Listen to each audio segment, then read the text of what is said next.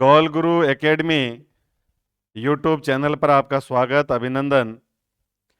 भाई भेराराम जी बेड़ा और प्रेमाराम जी सिंवर ने कहा कि आप आइए और हमारी कोचिंग में, हमारे ऑनलाइन इस यूट्यूब पेज पर नौजवान युवाओं को कुछ दिशा देने के लिए बात करें, कुछ पढ़ाएं। मैंने इनको कहा मैं आपको कल्चर के बारे में बहुत अच्छे से पढ़ा सकता हूँ। मंदिर, त्योहार, लोक देवता, देवियाँ, संत, संप्रदाय, जनजाति, लोकगीत, वाद्य यंत्र, ऐसे बहुत सारे टॉपिक हैं। तो मेरा फेवरेट जो टॉपिक है उसमें है राजस्थान के लोक देवता। और मैं आज गौल गुरु एकेडमी में इस यूट्यूब चैनल पे आपका स्वागत करता हूं, अभिनंदन करता हूं। मैं आपको लोक देवताओं में वीर तेजाजी महाराज का जीवन आपको पढ़ाना चाहूँगा। राजस्थान के अंदर बहुत सारे लोक देवता हुए जिन्होंने अपना पूरा जीवन गायों की सेवा के लिए, परमार्थ के लिए, अलग अलग विभिन्न कार्यों में सेवा के लिए उन्होंने जिंदगी को आहुत किया। राजस्थान में 5 पीरों के साथ साथ में तेजाजी, देवनारायण जी, बहुत सारे ऐसे नाम हैं जिनका इतिहास पढ़कर राजस्थान का हर नौजवान युवा रोमांचित होता है। राजस्थान के बारे में कहा जाता है कि ये वीरों की धरती है, और वीरों की धरती में, सूरवीरों की धरती में एक नाम जो प्रमुखता से लिया जाता है वो नाम है लोक देवता वीर तेजाजी महाराज का। हम रामदेव जी को पढ़ते हैं, हड़बू जी को पढ़ते हैं, मेया जी को पढ़ते हैं, गोगा जी को पढ़ते हैं, देवनारायण भगवान को पढ़ते हैं। तो मुझे लगता है कि हम सब लोगों को इनको पढ़ना चाहिए, लोक देवताओं का इतिहास जानना चाहिए। और लोक देवताओं के इतिहास में मैं आज आपको वीर तेजाजी महाराज का इतिहास पढ़ाऊंगा। वीर तेजाजी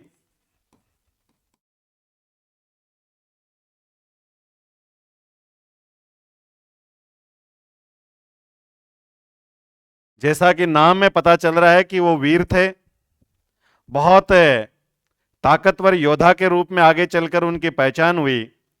नागौर जिला और बीकानेर जिला, नागौर और बीकानेर, ये दोनों मिलाकर एक प्रदेश के नाम से जाना जाता था, और वो प्रदेश था जांगड़। जांगड़ प्रदेश की जो राजधानी मानी जाती है वो नागौर के अंदर मानी जाती है, अई छत्रगढ़। और वहां पर अई छत्रगढ़ का हम सब लोग जानते हैं किला भी है। और नागौर, पूरे राजस्थान के अगर बीच में कोई 2 जिले देखे जाएं तो उसमें एक है अजमेर और एक है नागौर। ये दोनों राजस्थान के हार्ट में है, हृदय के अंदर है। और नागौर के अंदर वीर तेजाजी महाराज का जन्म हुआ।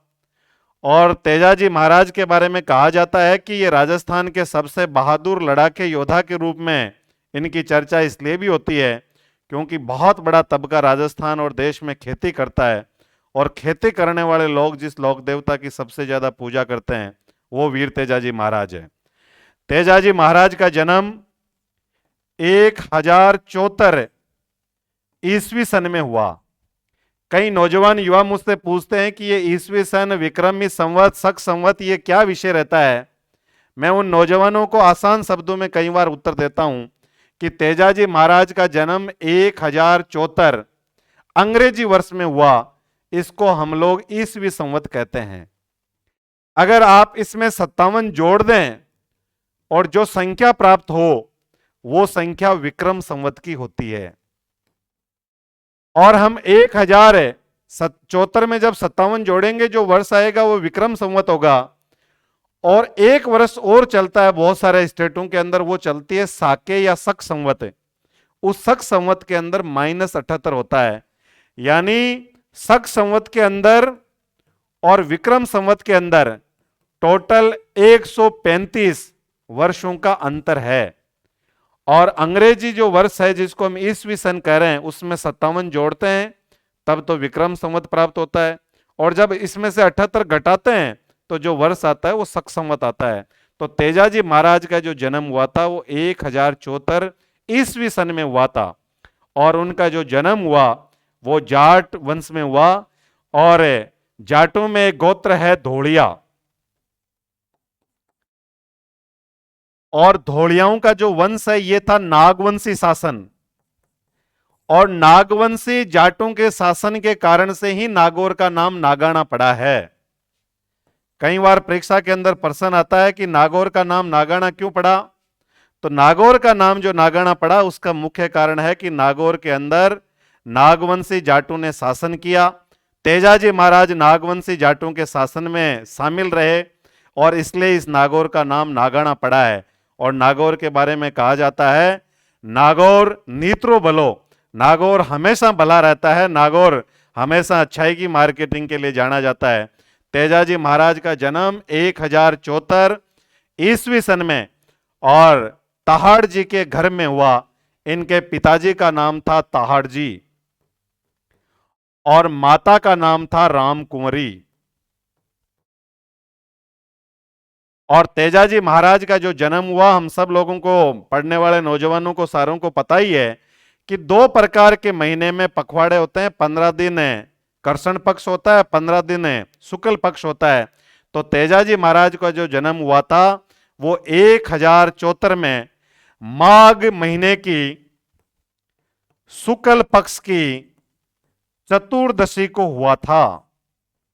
माघ महीने की शुक्ल पक्ष की चतुर्दशी को तेजाजी महाराज का जन्म हुआ था। परीक्षा में बहुत बार ये परीक्षा में प्रश्न आया है कि तेजाजी महाराज का जन्म कौन से वर्ष में हुआ और कौन सी वो तिथि थी।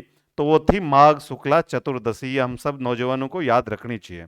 तेजाजी के पिताजी का नाम ताड़जी था, माता का नाम रामकुंवरी था और पत्नी का नाम पेमल था और घोड़ी का नाम लीलन था। ये 4 प्रश्न परीक्षा में अलग अलग समय में पूछे गए हैं। और तेजाजी के बारे में कहते हैं कि तेजाजी के बारे में एक बहुत बड़ा गायन है जो राजस्थान में गाया जाता है। उस गायन को कहते हैं इंडियन फार्मर सॉन्ग, भारतीय किसानों का गीत, जिसको कहते हैं तेजा गायन। ये जो तेजा गायन है उसमें तेजाजी का पूरा इतिहास बताया जाता है कि तेजाजी महाराज की जिंदगी किस प्रकार की रही, किस प्रकार से उन्होंने संघर्ष किया और उस संघर्ष के अंदर उनकी पूरी गाथा को जो गाते हैं उस सॉन्ग को कहते हैं भारतीय किसानों का गीत, यानी इंडियन फार्मर सॉन्ग। ये भारत के किसानों से हृदय की, दिल की गहराई से गाया जाने वाला सबसे मजबूत गीत है। कमजोर आदमी इस गीत को नहीं गा सकता। कारण यह है कि इसमें बहुत फेफड़ों में ताकत चाहिए होती है, शक्ति चाहिए होती है, नहीं तो आदमी के फेफड़े इधर उधर होके डैमेज होके डेथ हो जाए। इसलिए इस गायन को गाने वाले लोगों के सीने में और कलेजे में तेजाजी के प्रति श्रद्धा और प्रेम तो होता ही है, साथ में उनके मन में गाने के प्रति उनमें ताकत भी होती है, शक्ति भी होती है। और जब रात की अंधेरी रातें जब होती है और जब दूर तक इस तेजा की टेर बहुत दूर तक आवाज आती है, इस तेजा गायन के अंदर पूरा मैं भी आपको जब बताऊंगा तेजाजी के बारे में, तो उसमें इंडियन फार्मर सॉन्ग, भारतीय किसानों का गीत किसे कहते हैं, तेजा गायन को। और तेजा गायन के अंदर पूरा जो तेजाजी महाराज का इतिहास है वो इस गायन के अंदर गाया जाता है। तेजा गायन की जो शुरुआत होती है वो इस जगह से होती है, गाजो गाजो जेठ अषाढ़ कंवर तेजा रे, गाजो रे लगतोड़ो सावण भादवो। अब जो नौजवान जो तेजा गायन को कम समझते हैं उनको मैं बता दूं, ये भारत का एक ऐसा गीत है जिसमें सारे रस प्रयुक्त हुए हैं। किसी गीत के अंदर 1 रस होता है, किसी में 2 होता है, किसी में 4 होते हैं। तेजा गायन के अंदर सारे रस है। तेजाजी अपनी मां से जो बात करते हैं उसमें वात्सल्य रस है। तेजाजी अपनी पत्नी से जब आगे जाकर मिलेंगे तो पत्नी तैयार होकर आती है, उसमें श्रृंगार रस है। तेजाजी मेर के मीणाओं से लड़ाई लड़ते हैं, उसके अंदर वीर रस है। भारतीय किसानों का गाए जाने वाले गीत में सारे के सारे रस प्रयुक्त हुए हैं। और ये जो शैली है तेजा गायन की, जिसके बारे में कहते हैं कि ये किस प्रकार की शैली है, तो ये राग मेघ मल्हार शैली है। राग मेघ मल्हार शैली में ये गीत गाया जाता है। अब आप मुझसे पूछेंगे कि राग मेघ मल्हार शैली कैसी शैली है। एक ऐसी शैली है जब किसानों को बारिश की जरूरत हो, बारिश ना हो, तो अगर इस गायन को शक्ति और ताकत के साथ में गाया जाए पूरे क्षेत्र में बारिश होती है, फसलों की पैदावार डबल हो जाती है, परिवार में सुख शांति आती है, समृद्धि आती है। इसलिए राजस्थान के अलग अलग क्षेत्र के अंदर बहुत सारे तेजा गायन होते हैं। मैं समझता हूं मैंने मेरी जिंदगी में कम से कम सैकड़ों तेजा गायन के अंदर शामिल होने का अवसर मिला है। कम से कम 25 से 30 तेजा गायन मैंने खुद ने आयोजन करवाया है। मैंने देखा इस गायन में इतनी बड़ी ताकत, इतनी बड़ी शक्ति है कि इस गायन को जिस क्षेत्र में करवाते हैं उस क्षेत्र में समृद्धि होने से कोई नहीं रोक सकता। और इसलिए इस गायन को भादवे के अंदर, सावन भादवा आसोज, तब ये 3 महीने हर दिन कहीं ना कहीं तेजा गायन होता है। ये भारतीय किसानों का गाया जाने वाला सबसे मजबूत गीत है, जिसमें राग मेघ मल्हार शैली काम में आती है। और इसकी मैंने जैसा कि कहा कुछ कड़ियां हैं जो नौजवानों को भले ही कम समझ में आए, पर गांव में बड़े बुढ़ेरे जो कार्यक्रम में बैठे होते हैं वो एक भी अगर कड़ी मिस कर दें तो मैं कह रहा हूँ वो हंगामा खड़ा कर देते हैं। फिल्म में अगर आप कोई देख रहे हो बड़े इंटरेस्ट से और उसको आगे खिसका दें तो हंगामा करते हैं ना नौजवान, वैसा ही इसमें होता है बड़े बुढ़ेरों को, क्योंकि उनको एक एक लाइन पता है।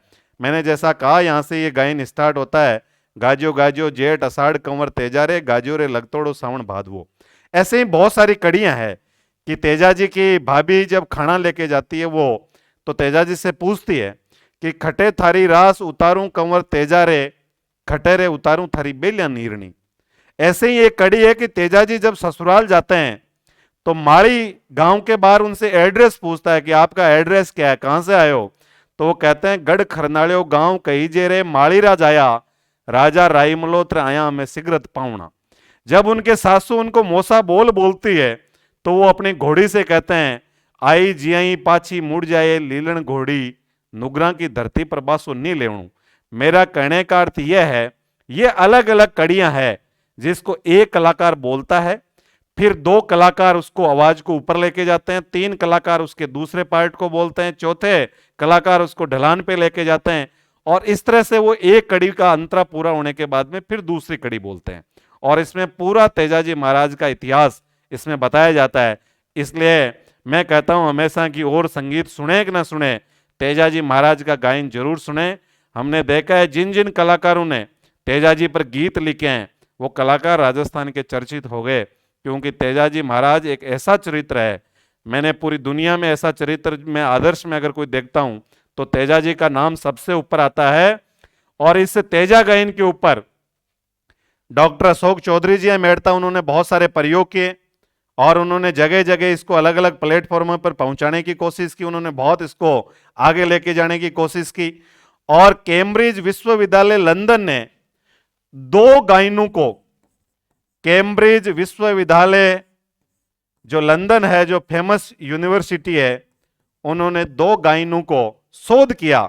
उसमें एक तेजा गायन था, एक केरल की लोक कथा थी। और उन्होंने इस गायन का शोध करने के बाद में निष्कर्ष निकाला कि हमने दुनिया में सबसे कोई सफेद चरित्र का कोई व्यक्ति देखा है तो वो तेजाजी महाराज है। और उनकी जिंदगी को प्रत्येक कॉलेज यूनिवर्सिटी के अंदर पढ़ाना चाहना चाहिए, क्योंकि उनसे आदर्श व्यक्ति हो नहीं सकता जिनका पूरा जीवन निस्वार्थ सेवा के लिए समर्पित रहा। तो तेजाजी महाराज में जैसा कि सफेद कपड़ा होता है उसमें छोटा सा भी दाग होता है तो दिख जाता है, तेजाजी महाराज की जिंदगी में किसी भी प्रकार का दाग नहीं था। इसलिए श्वेत चरित्र वाले कोई व्यक्तित्व हैं तो वो वीर तेजाजी महाराज है। मैंने जैसे कहा 1074 में तेजाजी महाराज का जन्म हुआ। पिताजी का नाम ताड़जी था, माता का नाम रामकुंवरी था।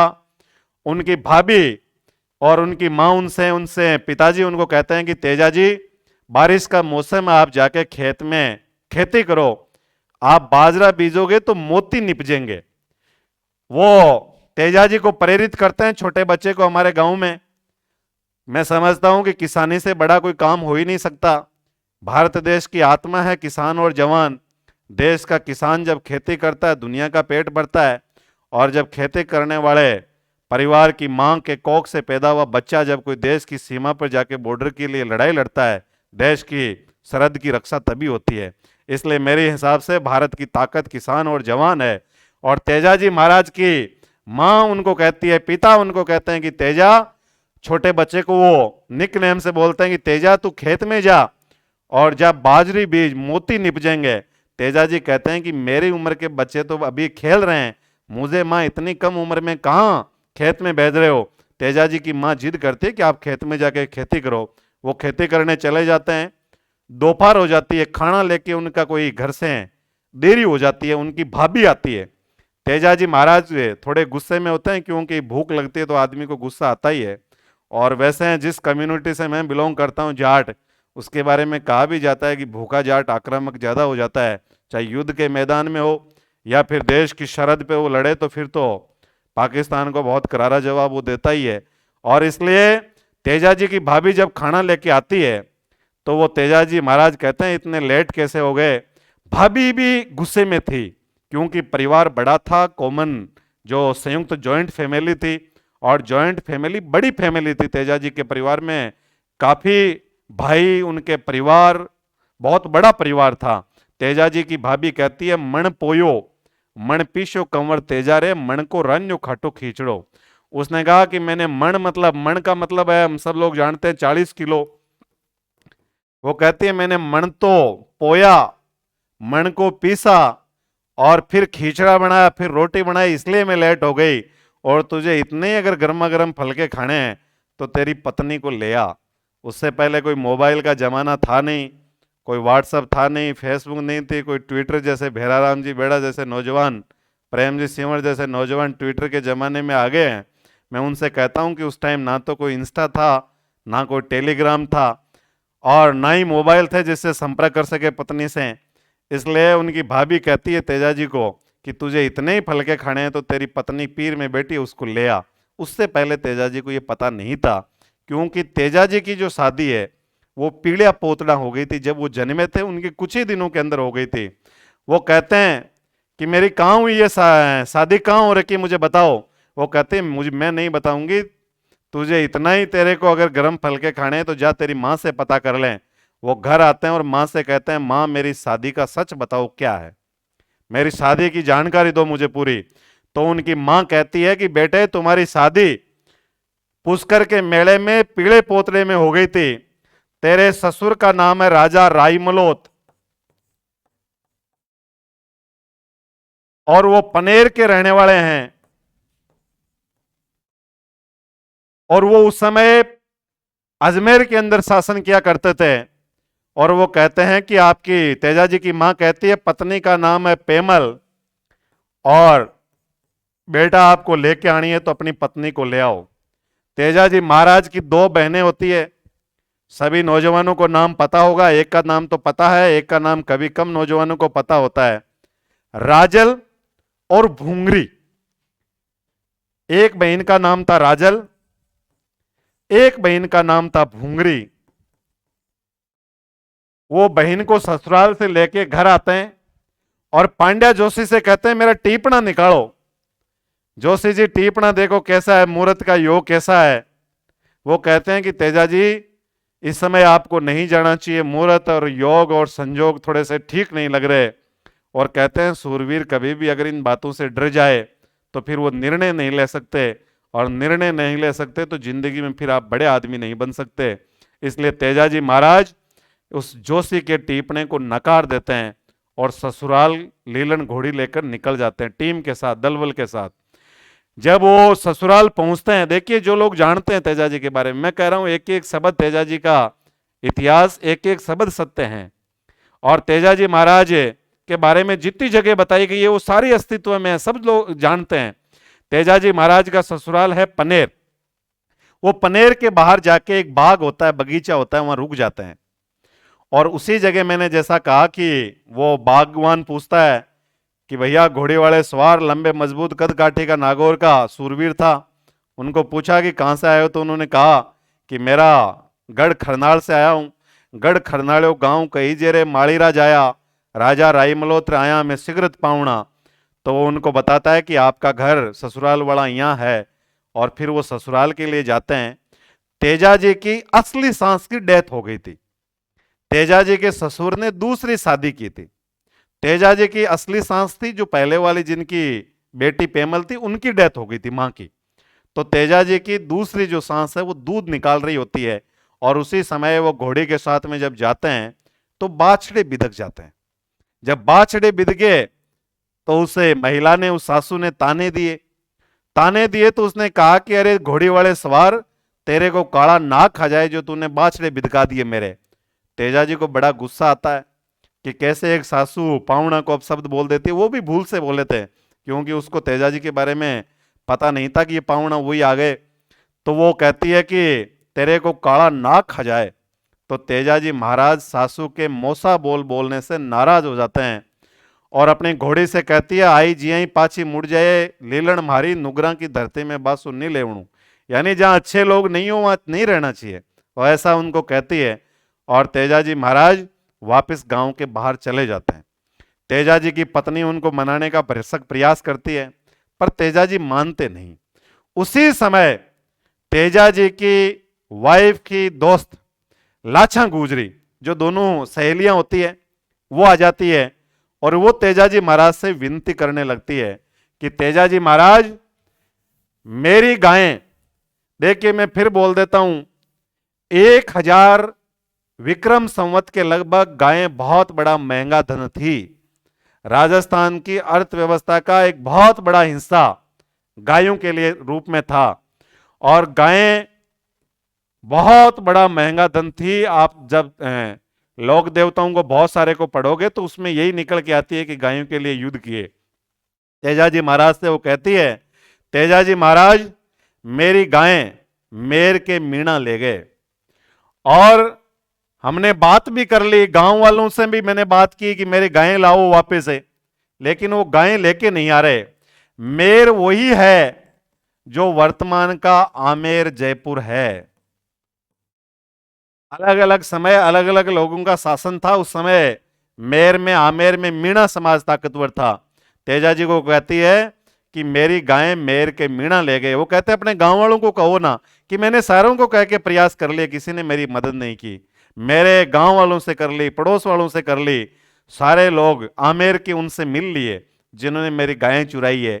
तो तेजाजी महाराज उनसे कहते हैं कि मैं आपकी गायें छुड़ा के लाऊंगा, और अपनी पत्नी को भी कहते हैं कि मैं पहले गाय छुड़ाने का काम कर लेता हूं, फिर मैं वापस आता हूं।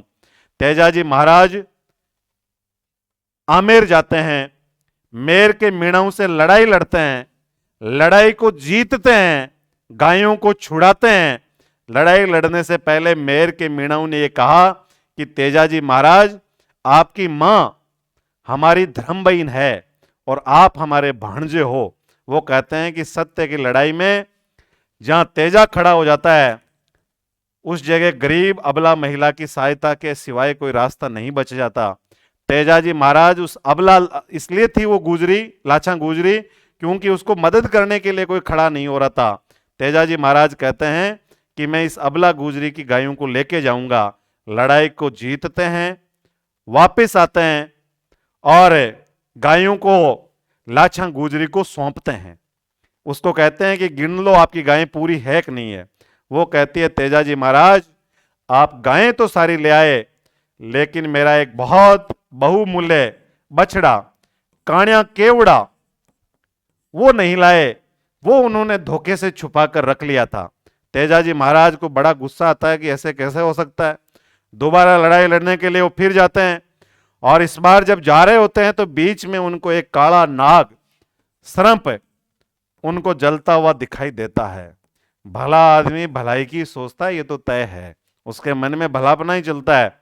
और तेजाजी महाराज उस काले नाग को, जलते हुए नाग को देखते हैं कि कोई कारण से गिर गया होगा, उसको निकालते हैं तो वो कहता है सांप कि मैं मेरी अंतिम इच्छा पूरी कर रहा था, आपने मेरे इस जीवन को, मैं मेरी अंतिम इच्छा की ओर बढ़ रहा था, आपने मेरे लिए बाधा पैदा की है, मैं आपको डसूंगा।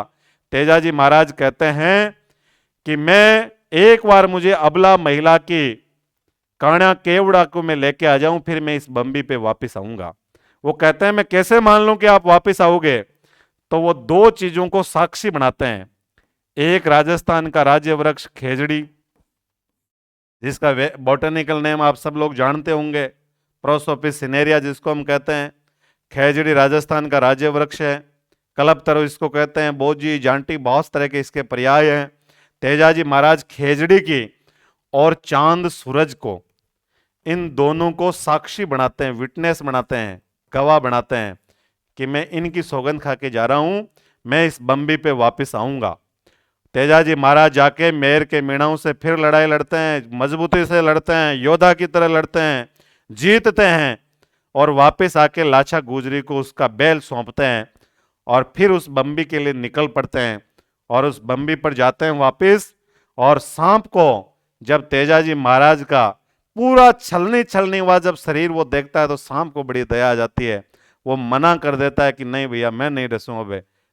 तो तेजाजी महाराज उसको कहते हैं मैंने तो खेजड़ी और चांद सूरज को साक्षी बनाया था, अब मैं मेरे निर्णय से पीछे हो नहीं सकता। वो कहता है डसूं कहाँ, आपका पूरा शरीर गांव से छलनी छलनी है। वो कहते हैं मेरी जीभ, हाथ की हथेली और पैर की पगतली, ये तीनों जगह सुरक्षित हैं। तेजाजी महाराज उनको कहते हैं कि आपको डसना ही पड़ेगा। तब वो एक बात कहता है उस समय कि आज काळ्यो हार्यो, काळ्यो हार्यो, धोळ्यो जीत्यो,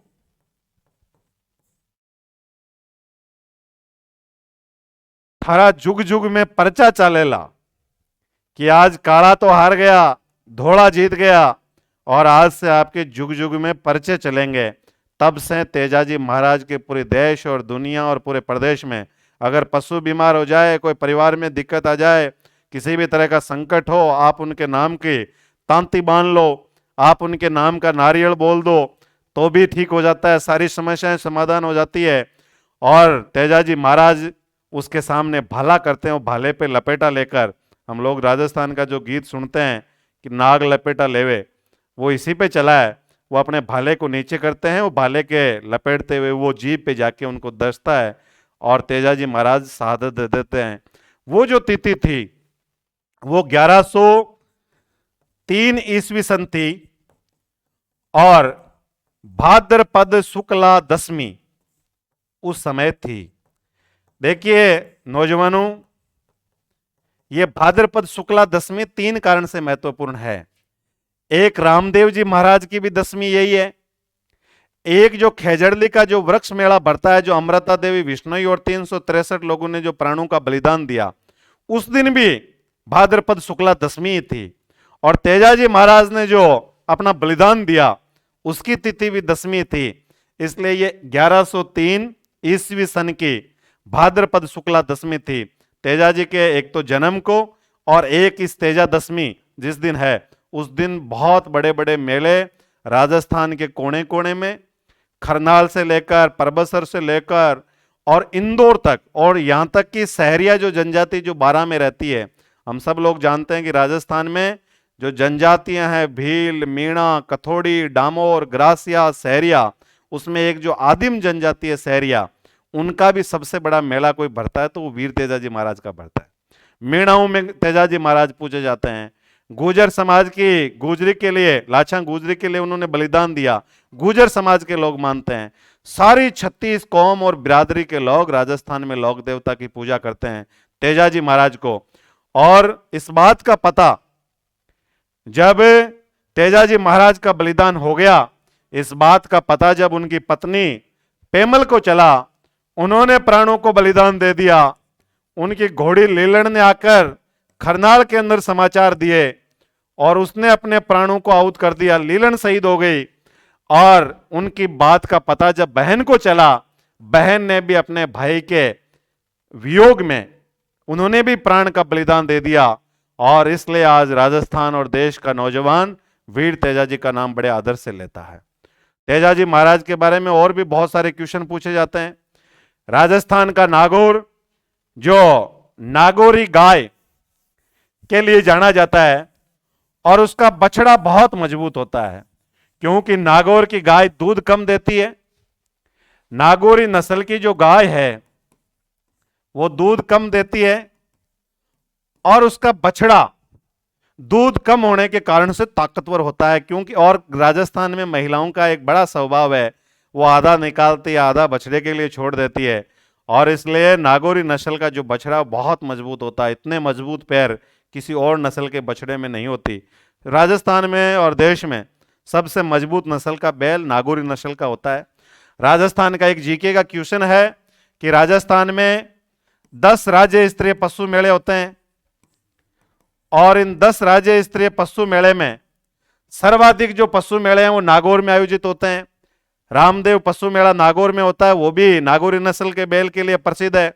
और एक परीक्षा में प्रश्न आता है कि राजस्थान का सबसे बड़ा पशु मेला कौन सा है, तो वो है वीर तेजाजी महाराज पशु मेला परबतसर, यह भी नागौरी नस्ल के बैल के लिए ही प्रसिद्ध है। बलदेव पशु मेला मेड़ता सिटी बढ़ता है, वो भी नागौरी नस्ल के बैल के लिए प्रसिद्ध है। डीडवाना के अंदर मेला बढ़ता है इंडोलाव की ढाणी, वो भी नागौरी नस्ल के लिए प्रसिद्ध है। पाबोड़ाव जो लाडनू और जसवंतगढ़ के बीच में यहां पर मेला बढ़ता है, वो भी नागौरी नस्ल के लिए प्रसिद्ध है। कुचामण के अंदर मेला बढ़ता है, वो भी नागौरी नस्ल के बैल बिकने के लिए प्रसिद्ध है। तो आपको परीक्षा में प्रश्न पूछेंगे कि राजस्थान में सर्वाधिक पशु मेले कौन से जिले में होते हैं, राज्य स्तरीय पशु मेले में से, तो उसका उत्तर होता है नागौर। और राजस्व की आय के हिसाब से सबसे बड़ा कोई मेला है तो वो है वीर तेजाजी पशु मेला परबतसर। और परीक्षा में यह प्रश्न बहुत बार पूछा है कि तेजाजी महाराज का शहीद होने का स्थान कौन सा है, तो वो तो है सुरसुरा। तेजाजी महाराज का ससुराल जो था वो था पनेर, जन्म का स्थान है खरनाल, पशु मेला बढ़ता है परबतसर। इस तरह के अलग अलग परीक्षा के अंदर परीक्षा में प्रश्न पूछते हैं। और वीर तेजाजी की गायन याद में जो गाया जाने वाला गायन है वो है तेजा गायन। और वीर तेजाजी महाराज के जीवन पर, उनके जन्म पर डाक टिकट भी जारी हुआ है। उनके नाम से भादवे की 10वीं की छुट्टी भी रहती है। और तेजाजी के बारे में केंद्र की नरेंद्र मोदी सरकार जब सत्ता में आई, नागौर से हमारे जब मेंबर ऑफ पार्लियामेंट और राजस्थान सर हमारे यहां से नागौर से सांसद जब CR चौधरी जी जब सांसद थे, केंद्र में मंत्री थे, तब उन्होंने प्रधानमंत्री नरेंद्र मोदी जी से कहा कि किसानों के आराध्य देव के नाम से भी ट्रेन चलनी चाहिए। तो एक जैसलमेर से लेकर जयपुर तक एक इंटरसिटी ट्रेन चलती है, उस ट्रेन का नाम तेजाजी की घोड़ी के नाम से है, उसका नाम है लीलन एक्सप्रेस। परीक्षा में बहुत बार प्रश्न आया कि कौन से लोक देवता के नाम से ट्रेन चलती है, तो उस ट्रेन का नाम क्या है, तो वो है लीलन एक्सप्रेस, तेजाजी की घोड़ी के नाम से। क्योंकि घोड़ी ने भी तेजाजी की याद में प्राण को त्याग दिए थे, बहन ने त्यागे थे, पत्नी ने त्यागे थे। और इस तरह का एक बहुत बड़ा विराट व्यक्तित्व तेजाजी महाराज का रहा। 3 महीने जैसा मैंने कहा, सावन भादवा और आसोज, उस समय जगह जगह तेजा गायन होता है। तेजाजी महाराज को राजस्थान के पूरे लोग इसलिए भी पूछते हैं क्योंकि उनका पूरा जीवन किसानी, जवानी, विचार, कमिटमेंट, सेवा, समर्पण का रहा। बात के पक्के रहे और धुन के पक्के रहे। इस प्रकार का बहुत, अगर कोई सवैध चरित्र, मैंने जैसे कहा, कैम्ब्रिज विश्वविद्यालय लंदन ने कहा कि अगर एक ऐसा आदर्श जिसको नौजवान युवा को पढ़ाया जाना चाहिए, उस आदर्श का नाम तेजाजी महाराज है। मुझे लगता है कि आज आपको भेर जी ने मुझे कहा, भेराराम जी बेड़ा जी ने, मेरे लाडले छोटे भाई हैं, प्रेम जी सिंवर ने कहा कि आप आइए, नौजवानों को तेजाजी महाराज के बारे में बताइए। मैं हमेशा कहता हूं इस बात को, मैं तेजाजी के महाराज के कार्यक्रमों में जाता हूं कि सिर्फ हम कार्यक्रम देखने से हमारी जिंदगी में बदलाव नहीं आ सकता। हम तेजाजी महाराज की जो जीवनी है उसको पढ़ें, उसको जिंदगी में उतारने का प्रयास करें, आत्मसात करें, तब मैं समझता हूं कि तेजाजी महाराज को सच्ची श्रद्धांजलि होगी। ये 36 कौम, ये कोई एक जाति विशेष के लोक देवता नहीं है, ये पूरे जाट समाज में तो जन्मे इसलिए उनको ज्यादा पूजेंगे ही, लेकिन 36 कौम और बिरादरी के, मैंने यहां तक देखा है कि बहुत सारे जो बाकी जो धर्म के लोग हैं, मुस्लिम समुदाय के लोग भी तेजाजी महाराज की पूजा करते हैं। आप सबको मेरी क्लास अच्छी लगी होगी।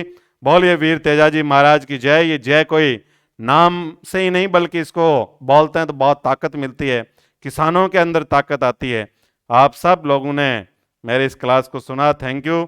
वीर तेजाजी महाराज की जय हो।